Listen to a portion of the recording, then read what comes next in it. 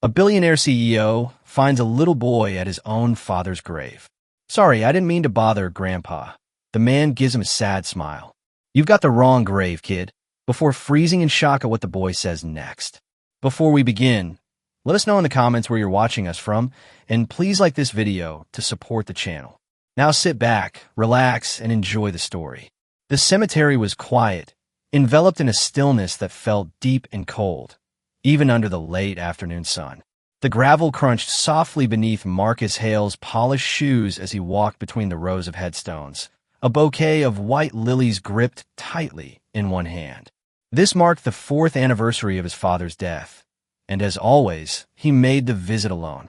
He stopped in front of the familiar headstone that read, Robert Hale, beloved husband and father, hesitating as the weight of the flowers seemed heavier than usual. There were things he wished he could say, accusations and confessions tangled together in a mess of words he could never untangle. But today, like every year before, he said nothing. Crouching down, he placed the flowers gently at the base of the stone, carefully smoothing the edges of the bouquet as if its neatness could somehow mask everything left unsaid. That's when he noticed the boy kneeling just a few feet away, half hidden by the shadow of a marble angel. The child couldn't have been more than 10 years old. He was thin and pale, his oversized hoodie hanging off his small frame. He stared at the grave, lips moving soundlessly, and it took Marcus a moment to realize the boy was apologizing. I'm sorry, the boy whispered, head bowed. I didn't mean to bother you, Grandpa. Marcus straightened, brow furrowing. The words didn't make sense. There was no one else buried there, no other name engraved on the stone. Clearing his throat, he spoke softly, Hey, I think you've got the wrong grave. The boy blinked up at him, confusion flashing across his face before he shook his head slowly. No, he mumbled. Mom said this is Grandpa's grave. She told me where to find it.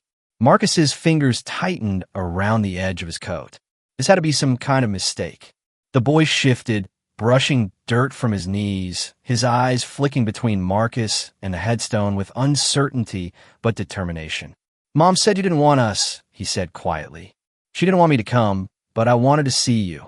The breath left Marcus in a rush, his heart pounding wildly in his chest.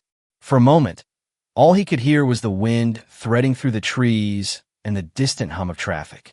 He struggled to process the boy's words, his pulse roaring in his ears, drowning out reason. Wait, he managed, his voice barely above a whisper. Ooh, who's your mom?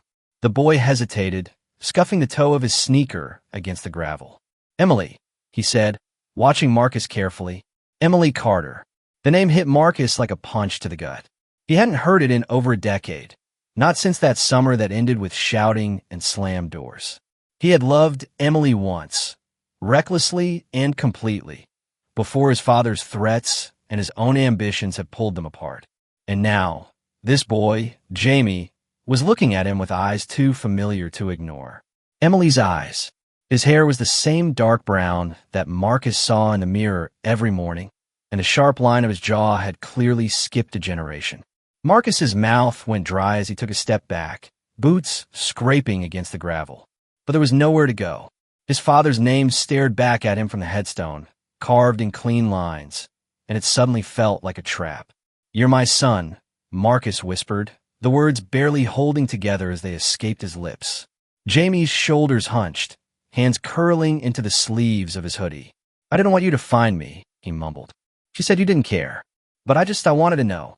A hollow ache settled beneath Marcus's ribs, a mixture of rage and guilt and something too raw to name.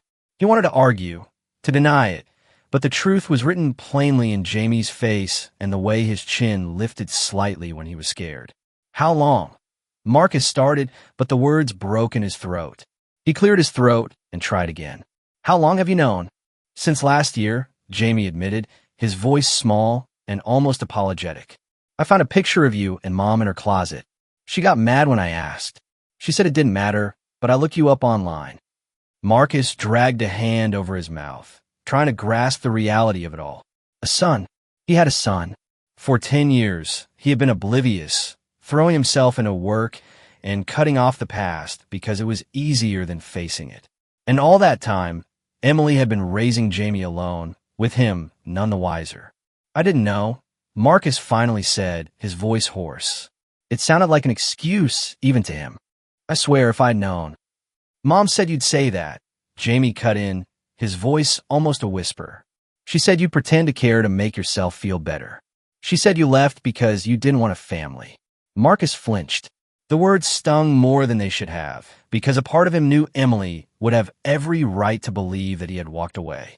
After all, he had chosen the career his father pushed on him, letting go of everything else. But not this, not a son he never knew existed. He took a slow breath, forcing his voice steady. Your mom was wrong, he said, the words quiet but certain. I didn't know. I should have been there. Jamie didn't answer, shoulders stiff and defensive. The silence stretched heavy and uncertain until Marcus's voice cracked again. Your mom, he asked, fighting to keep his voice even. Does she know you're here? Jamie's chin dipped in a small, guilty shake. She's at work, he muttered. I took the bus. She's going to be so mad. A shaky breath escaped Marcus, something almost like a laugh, but too close to a sob. The absurdity of it all struck him. This 10-year-old boy who had somehow found his way across the city alone to visit a grandfather he never knew while his father, the one person who should have been there, stood there like a stranger in a suit, useless and dumbstruck. Okay, Marcus said softly, clearing his throat. Okay, let me drive you home. We can talk on the way. Jamie hesitated, glancing at the grave one last time before giving a small, reluctant nod. As they walked back to the car, Marcus stole a glance at his father's name on the headstone, 1,000 questions burning in the back of his mind. He would get answers later. For now, there was only one thing that mattered. The boy trailing quietly beside him, small and scared, yet far braver than he had ever been. Marcus and Jamie sat in silence during the drive, the soft hum of the engine filling the air between them. Marcus's hands gripped the steering wheel tightly, his knuckles pale against the leather.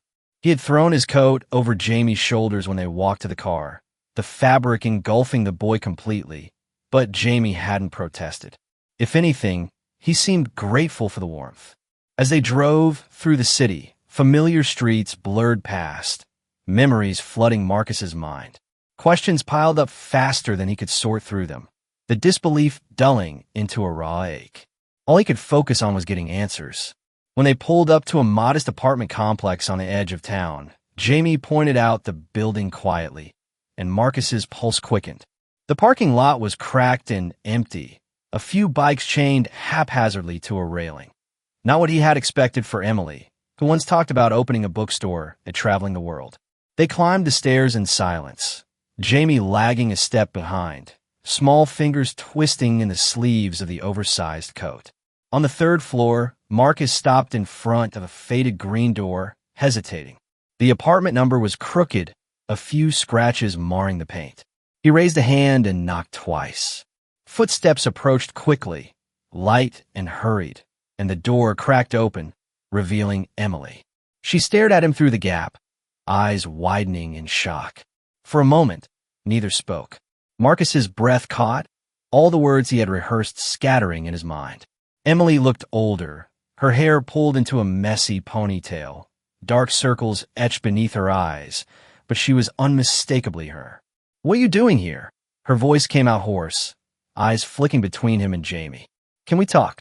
Marcus managed, trying to keep his tone steady.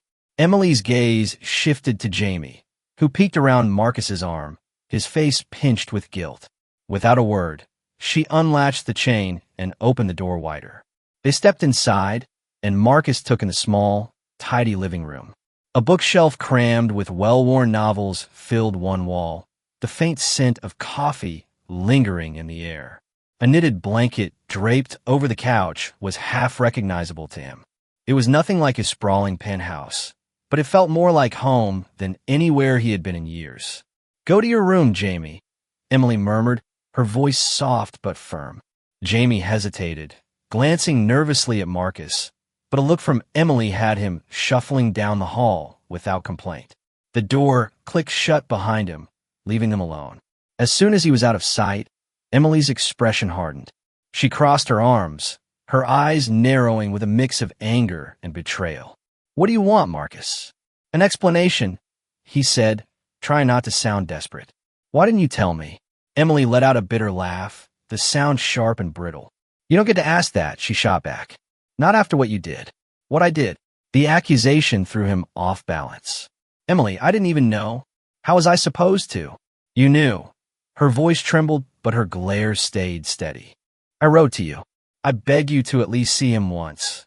And you had your lawyer send back a letter saying you wanted nothing to do with us." Marcus's heart lurched. "What? No, that's not. I never got a letter." "Oh, cut the act." Emily snapped, her anger boiling over. "I saw your signature at the bottom. Marcus. It was your name on that letter telling me to move on and stop embarrassing myself."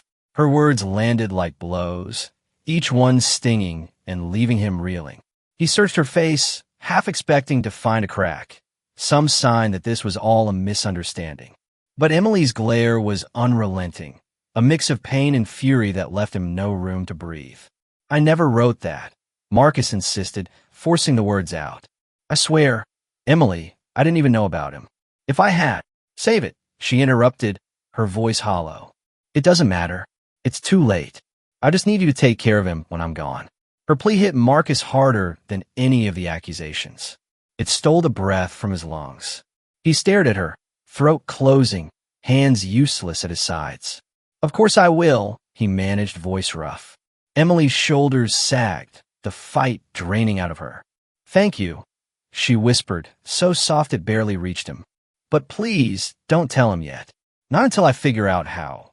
Marcus nodded, helpless and aching, and Emily turned away quickly, pressing a hand to her mouth. He stood there, feeling the weight of all the unspoken words hanging in the air, but Emily's expression left no room for argument. He left before he could break down, jaw clenched tight. The hallway lights buzzed faintly, harsh and sterile, and he barely made it to the stairwell before his legs gave out, sliding down the wall. His hand shook, fists tangling in his hair, breath shuddering in and out in uneven gasps. For 10 years, he had stayed away, too angry and bitter to look back, and now the past was catching up too fast to outrun. 6 months, maybe less. A handful of weeks to try and fix a lifetime's worth of mistakes. And the only person who could tell him how was already slipping away. The next few days were a whirlwind of emotions as Marcus tried to adjust to this unexpected new reality. He took Jamie to the hospital every day after school, carrying bags filled with books and coloring supplies, though they mostly went untouched. Jamie didn't complain, but Marcus could see the weariness in the boy's eyes, the way his small smile had begun to fade. Each time they entered the hospital room, Marcus felt a fresh wave of guilt wash over him. Emily lay there, connected to various machines, the steady beeping a cruel reminder of how fragile life had become. Despite the circumstances, Emily always managed to smile when they walked in, though it was small and tired. And every time Jamie saw her, his face brightened, a flicker of hope that quickly dimmed when he noticed how pale she had grown. One afternoon, while Jamie slept in the armchair by the window, Emily beckoned Marcus closer.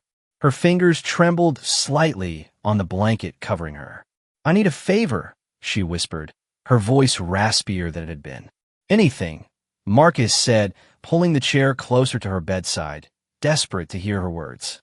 Emily reached for a leather-bound notebook from the nightstand, its edges frayed. When she handed it to him, their fingers brushed, and Marcus felt a surge of emotion.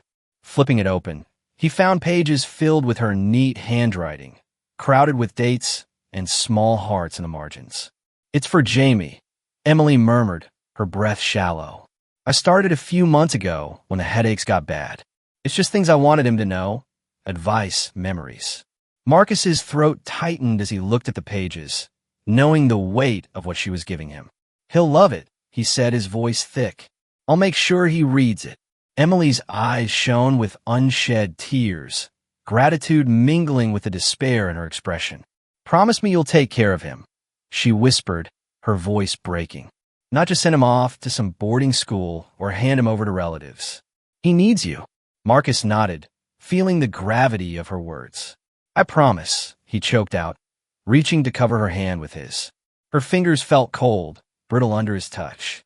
"I'll be there for him," he added, desperately wanting to reassure her. Emily's eyes fluttered shut for a moment, a tear escaping to trace her temple.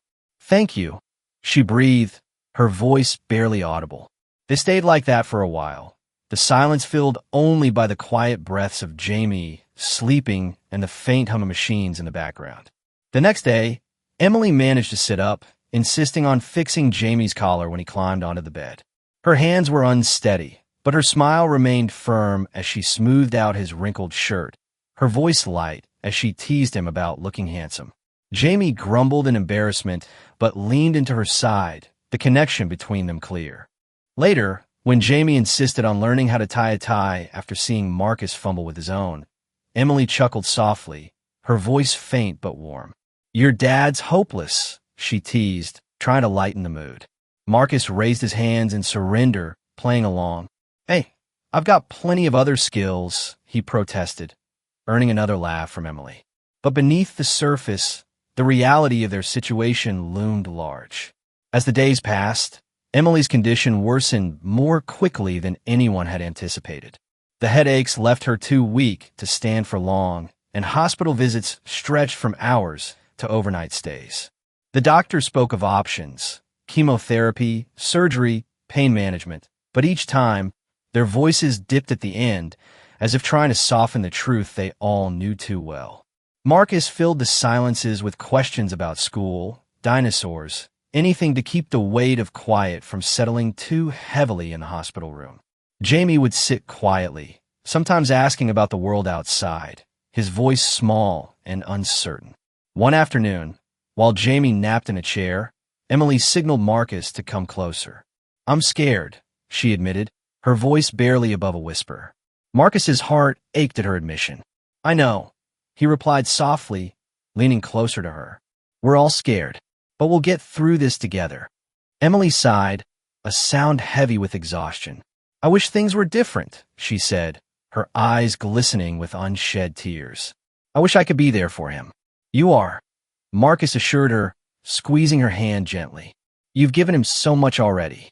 As the days turned into weeks, the weight of their reality pressed down on them, but they continued to fight, to hope, and to cherish each moment they had left together.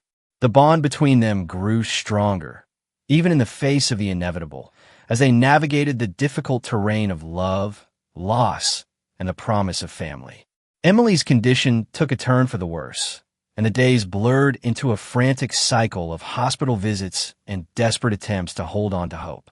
Marcus watched helplessly as Emily became weaker, her laughter fading into quiet breaths punctuated by pain. He spent hours by her side, holding her hand and whispering reassurances, but inside, he felt the walls closing in. One morning, as he sat beside her, Emily's eyes fluttered open. "Marcus," she said, her voice faint and shaky. "There's something I need to tell you." He leaned closer, heart racing. "What is it?" "I'm scared," she admitted, tears glistening in her eyes. "I'm scared of leaving him, of leaving you both." The words twisted like a knife in Marcus's chest. "You're not leaving us," he insisted, his voice steady despite the tremor in his heart. "We're going to figure this out together." Emily shook her head slowly, her expression filled with a sorrow that cut deeper than any physical pain. "I don't have much time left. The doctors, they've told me I have maybe a few months," she confessed, her voice barely above a whisper. Marcus felt the breath hitch in his throat. "No, that can't be true. We can fight this. We have to." She squeezed his hand, her grip weak but firm. "Promise me you'll take care of Jamie. He needs you. I need you to be there for him." "I promise," he replied, fighting back tears. "I'll be there for him, for both of you. I won't let you down." As the days turned into a blur of treatments and uncertainty, Marcus found himself filled with a mix of determination and dread. He couldn't bear the thought of Jamie losing his mother, nor could he imagine a world without Emily's calming presence. One afternoon, as they sat in the hospital room, Emily turned to him, her expression softening. "I want you to know that I never wanted you to feel guilty about what happened between us. You were young, and we both made choices. I just wish things had turned out differently. Marcus nodded, the weight of her words settling heavily on his heart. I should have fought harder for you. For us, he admitted, his voice thick with emotion. Don't, she replied softly. We can't change the past, but we can make the most of the time we have left. I want you to be a father to Jamie. He deserves that. Marcus swallowed hard, knowing that the reality of their situation was sinking in. I will be. I promise I'll do my best. As the weeks went by, Emily's health continued to deteriorate, but she remained a pillar of strength for Jamie. She insisted on spending precious moments with him, reading stories and sharing memories, even as her energy waned. One evening, as Marcus tucked Jamie into bed, the boy looked up at him with wide, innocent eyes. Is Mommy going to be okay? He asked, his voice trembling. Marcus hesitated, the lump in his throat making it hard to speak. She's fighting really hard, buddy. She loves you so much. But what if she doesn't get better? Jamie pressed, a mixture of fear and hope in his gaze. Marcus took a deep breath, struggling to maintain his composure. No matter what happens, you'll always have her in your heart. And you have me, too. We're going to take care of each other. Jamie nodded, though the worry didn't leave his face. Okay, he whispered, curling up under the blankets. As Marcus stepped out of the room, he could hear Jamie's soft breaths, and it broke his heart to think of the pain that lay ahead. That night, he lay awake, staring at the ceiling, the enormity of his responsibilities weighing heavily on him. The following morning, Emily's condition worsened significantly. Marcus rushed to the hospital, his heart racing as he entered the room. Emily lay there, her breaths shallow and labored, but she managed to smile when she saw him. Hey, she whispered, her voice barely audible. I'm glad you're here. I wouldn't be anywhere else, he replied, pulling a chair closer.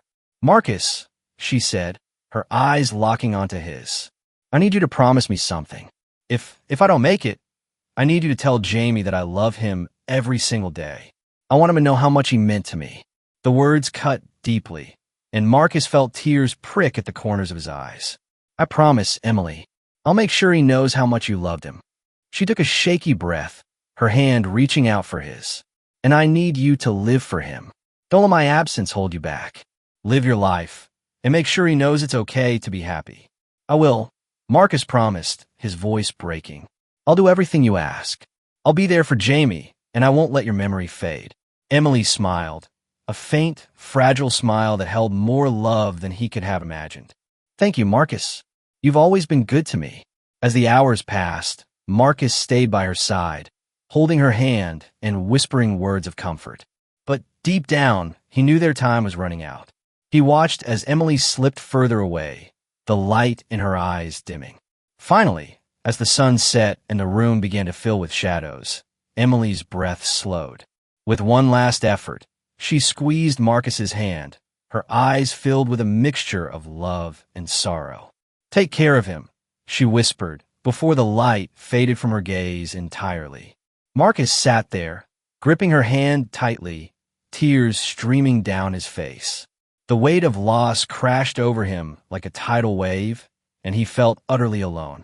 But even in his grief, he knew he had a promise to keep, to be the father Jamie needed and to honor Emily's memory with every step he took.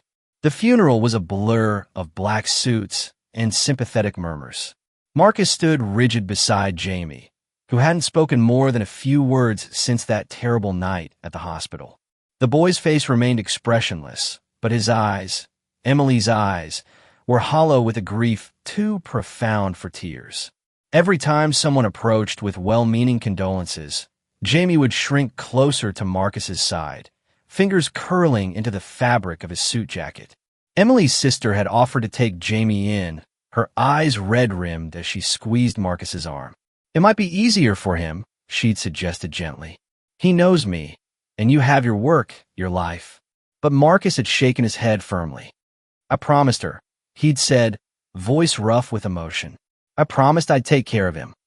And for once in his life, he intended to keep his word, no matter how daunting the task seemed.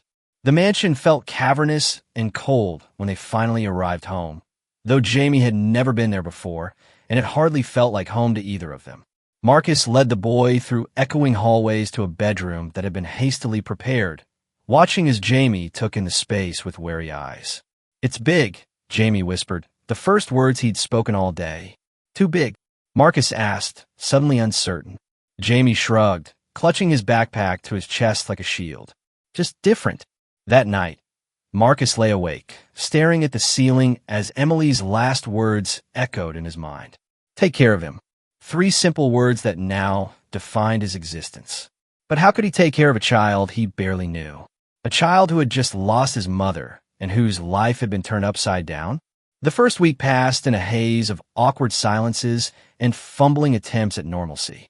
Marcus tried to establish routines. Breakfast at 7, school drop-off, homework at the dining table, but every interaction felt forced. Jamie answered questions with single words, his gaze rarely lifting from his plate or his books. When the school called about Jamie getting into a fight, Marcus sat through the principal's conference with his jaw clenched, apologizing profusely while Jamie stared at the floor, shoulders hunched. "He's going through a difficult time," Marcus explained, feeling woefully inadequate. "His mother just passed away." The principal's expression softened immediately. "I understand, Mr. Hale. Perhaps some counseling might help. We have resources." That evening, Marcus tried again to reach out, sitting on the edge of Jamie's bed with what he hoped was a reassuring smile. "Hey, buddy, want to talk about what happened today?" Jamie shrugged, picking at a loose thread on his sleeve. "Not really. Is someone bothering you at school?" Marcus pressed gently. "You could tell me anything, you know." But Jamie just pulled his knees to his chest, lips pressed tight, and Marcus's heart sank. He ran a hand through his hair, fighting the frustration building inside him. How had Emily done this? How had she known what to say, what to do? After another week of silence and 2 more calls from the school, Marcus finally called a therapist, explaining the situation in hushed tones while Jamie sat in the next room, headphones clamped over his ears. "It's normal for children to act out after losing a parent," the therapist assured him. "Grief manifests differently in children. They need patience, consistency, and a safe space to express their feelings." Marcus nodded, though he felt anything but patient. Every night, he noticed Emily's notebook tucked under Jamie's pillow, its pages dog-eared from constant reading. It was Jamie's last connection to his mother, and Marcus couldn't help but feel a pang of jealousy. Emily still knew how to reach their son, even from beyond the grave. The breakthrough came during a thunderstorm 3 weeks after Emily's death. Rain lashed against the windows, wind howling through the trees surrounding the mansion. Marcus had made hot chocolate, burning his thumb on the kettle, and carried 2 mugs to Jamie's room, knocking softly. The door creaked open to reveal Jamie's face, blotchy and tired, eyes rimmed red. He let Marcus in without a word, crawling back onto the bed and drawing his knees up to his chest. Marcus hesitated in the doorway, balancing both mugs, then sighed and settled at the foot of the bed, careful to maintain some space between them. They sat in silence for a while, listening to the storm rage outside. Marcus blew at his cocoa, throat tight with all the things he didn't know how to say. "Do you think she'll forget me?" Jamie asked suddenly, his voice small and raw. His hands twisted in the blanket, knuckles white with tension. "In heaven, I mean. What if she doesn't remember me?" The question hit Marcus like a physical blow, knocking the air from his lungs. For a moment, he couldn't breathe, the pain so sharp and immediate it left him reeling.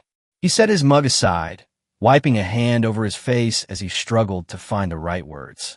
"She could never forget you," he finally managed, voice cracking. "Not ever. You were her whole world, Jamie. She loves you more than anything." Jamie sniffed, wiping his nose on his sleeve. "Promise. I promise," Marcus swore, the words steady despite the tremor in his heart. Jamie nodded, shoulders relaxing slightly, but his face crumpled a second later, hands flying up to hide it. The sobs came suddenly, gut-wrenching cries that shook his small frame as months of contained grief finally broke free. Marcus moved without thinking, closing the distance between them and wrapping both arms around his son, pulling him close. Jamie clung to him, fingers fisting in Marcus's shirt, face pressed against his chest. I miss her, he gasped between sobs, voice fractured with pain. I want her back. I know, Marcus whispered, his own eyes stinging with unshed tears. Me too, buddy. Me too. They stayed like that for what felt like hours, Jamie's tears soaking through Marcus's shirt, his breaths eventually steadying into hiccups. Marcus held him, running a hand over his back, murmuring soft assurances until the storm, both outside and within, began to calm. Finally, Jamie pulled back slightly, scrubbing at his face with the sleeve of Marcus's shirt. His eyes were puffy and red, but there was something lighter in them now, as if a weight had been lifted. Your cooking sucks, he mumbled, voice still thick with emotion. A startled laugh burst from Marcus's chest, unexpected and genuine. Yeah, probably, he agreed, relieved to see Jamie's mouth twitch in response. Maybe you can teach me? Jamie snorted, wiping his nose. Yeah, right. You'd burn cereal. Marcus huffed, giving Jamie's shoulder a gentle nudge. I'm not that bad. You set pasta on fire, Jamie countered, and this time, a real smile broke through, small but unmistakable. Something warm unfurled in Marcus's chest at the sight, a tiny spark of hope in the darkness that had enveloped them both. That night, after tucking Jamie in, Marcus lingered by the door, watching the steady rise and fall of his son's chest, one hand still clutching Emily's notebook against his heart. The house was still too quiet, too empty, but for the first time since Emily's death, it didn't feel quite so cold. Marcus pulled the door shut softly, exhaling slowly. He'd keep his promise to Emily, whatever it took. They would find their way through this together, one day at a time. The weeks passed, steady and relentless, each day blending into the next as Marcus and Jamie adjusted to their new reality. The house slowly transformed. Laughter and music broke through the silence that had once suffocated them. Jamie began to open up, his laughter ringing through the halls as he and Marcus found their rhythm in this shared life. Marcus had taken it upon himself to create a routine that would help Jamie feel secure. They had breakfast together every morning, often experimenting with new recipes, a task that often ended in laughter and mess. Jamie took to cooking with enthusiasm, instructing Marcus on how to make pancakes, though they usually ended up more burnt than golden brown. One Saturday morning, as they prepared breakfast, Jamie stood on a chair, reaching for the mixing bowl on the top shelf. I think we should try adding chocolate chips today, he suggested, his eyes sparkling with excitement. Chocolate chips it is. Marcus agreed, unable to suppress a smile. They mixed the batter together, and despite the chaos of flour dusting the counter and their clothes, it felt like a small victory, a moment of normalcy amidst the pain of loss. As they sat down to eat, Marcus watched Jamie with a sense of pride. The boy was starting to thrive, his laughter infectious, and Marcus felt a warmth spreading through him.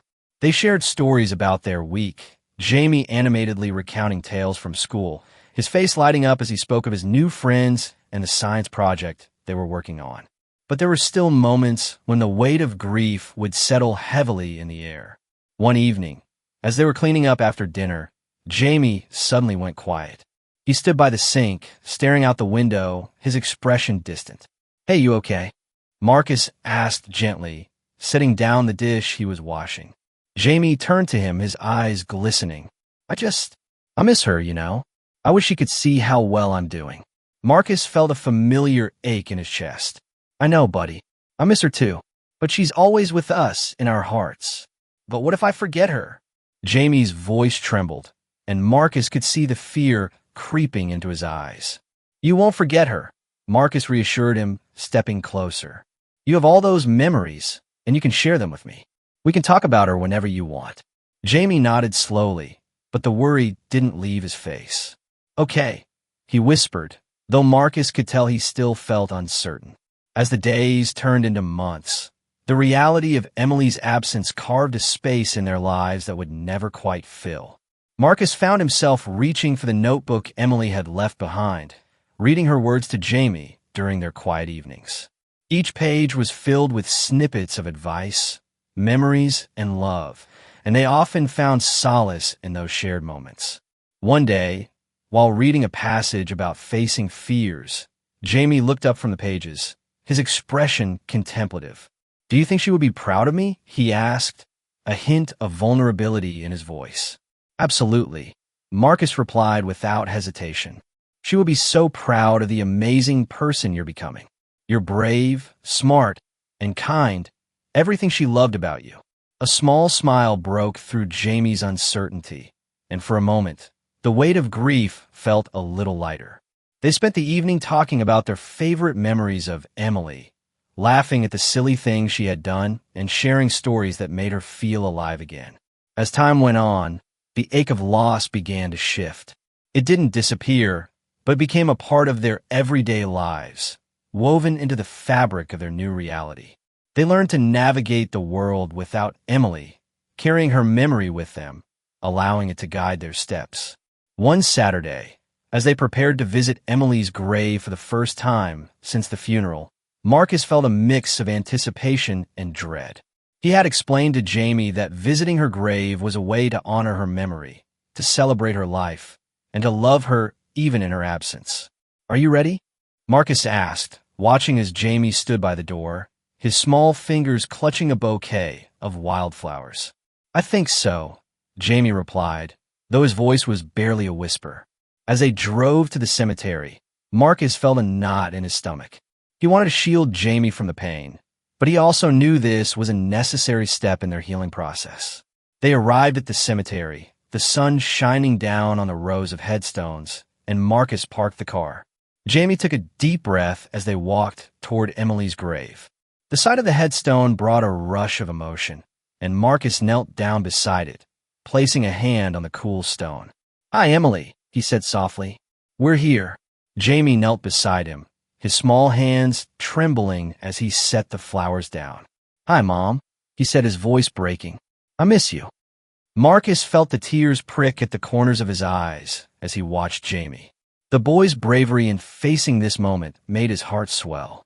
"You can talk to her, you know," Marcus encouraged gently. "She can hear you." Jamie nodded, taking a deep breath. "I wish you were here. I'm doing good in school, and I'm learning how to cook. I hope you're proud of me." A tear slipped down Marcus's cheek as he listened to Jamie speak, the words flowing from the boy's heart. They stayed there for a while, sharing their thoughts and memories with Emily, allowing the silence to wrap around them like a comforting blanket. When they finally stood to leave, Jamie turned to Marcus, a newfound determination in his eyes. "Can we come back?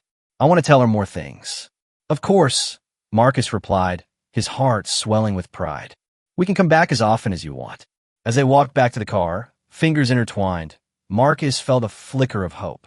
They would continue to navigate the complexities of grief together, and with each visit to Emily's grave, they would carry a piece of her with them, honoring her memory as they forged ahead into their new lives. Together, they would find a way to make it through. A year had passed since Emily's death, each day a blend of memories and new beginnings. The house felt alive now, filled with the sounds of laughter and music that echoed through the hallways.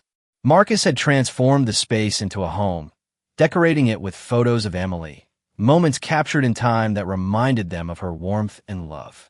One sunny Saturday, Marcus and Jamie stood in the kitchen, preparing for their annual visit to the cemetery. It had become a tradition, a day to honor Emily, to share stories and laughter, and to remind themselves of the love that still surrounded them. Jamie was bustling about, excitedly arranging a bouquet of wildflowers, his small hands carefully selecting the brightest blooms. "Do you think Mom will like these?" Jamie asked, holding out the bouquet for Marcus to see, his eyes sparkling with anticipation. "Absolutely." Marcus smiled, ruffling Jamie's hair. "She always loved wildflowers. They remind me of her spirit, free and beautiful." Once they had everything ready, they hopped into the car, the sunlight streaming through the windows as they drove to the cemetery. Jamie chattered about school projects and new friends, his enthusiasm infectious. Marcus listened intently, grateful for the way Jamie had embraced life, despite the shadows that lingered from their past. Arriving at the cemetery, Marcus parked the car, and they stepped out, the familiar surroundings welcoming them with a gentle breeze. Jamie held the bouquet tightly, his expression shifting from excitement to solemnity as they approached Emily's grave. "Are you ready?" Marcus asked, kneeling down beside the headstone, the name Emily Carter etched in stone, a reminder of the love they had shared. "Yeah," Jamie replied, though he looked uncertain. I want to say the right things." "You can say whatever is in your heart," Marcus encouraged, placing a comforting hand on Jamie's back. "She'll always be listening." Jamie knelt beside Marcus, his small fingers brushing over the headstone. "Hi, Mom," he began, his voice steady but filled with emotion. "It's me, Jamie. I've been thinking about you a lot. I started a new project about dinosaurs, and I know you would have loved to hear all about it." Marcus felt proud as he watched Jamie speak, the boy's courage shining through the vulnerability. "I miss you so much," Jamie continued, his voice softening. "I want you to know that I'm doing okay. Dad is really trying, and I think he's doing a good job being my dad." Tears prickled at the corners of Marcus's eyes as he listened. Jamie's words were a testament to the bond they had formed, a bond that Emily had nurtured even in her absence. "I wish you could be here," Jamie said, his voice cracking slightly. "But I know you're with us. We talk about you all the time, and I promise I'll keep remembering you." After a moment of silence, Jamie placed the bouquet gently on the grave, his small hands trembling slightly. "Happy anniversary, Mom," he whispered, and Marcus felt a surge of love wash over him. As they stood together in the quiet of the cemetery, the wind rustling through the trees, Marcus wrapped an arm around Jamie's shoulders, pulling him close. "We will always carry her with us," he murmured, his voice thick with emotion. After they left the cemetery, they decided to celebrate Emily's memory with a picnic at the park. They spread a blanket on the grass, unpacking sandwiches and snacks, and Jamie's laughter filled the air as they began to enjoy their meal. "Do you remember that time Mom tried to make us go camping?" Jamie asked, his eyes sparkling with mischief. "She packed everything wrong, and we ended up eating cold beans for dinner." Marcus chuckled, the memory warming his heart. "I do. She was so determined to make it fun, but you were right. We did end up with a very interesting meal." "Yeah, but it was super fun," Jamie replied, grinning. "I think we should go camping again. This time, I'll help with the food." "We can definitely plan a camping trip soon," Marcus agreed, feeling a sense of hope blossom in his chest. "Maybe we can even invite some of your friends." As they talked and laughed, Marcus felt the weight of the past lift slightly. They were finding their way, step by step, learning to embrace both the joy and the sorrow that life had to offer.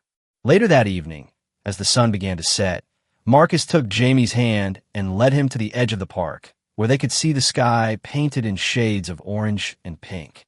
"Look at that," he said, pointing to the horizon. "It's beautiful, just like her." "Yeah," Jamie replied, leaning against Marcus. "I think she would love this." In that moment, Marcus understood that while their journey was far from over, they were not alone.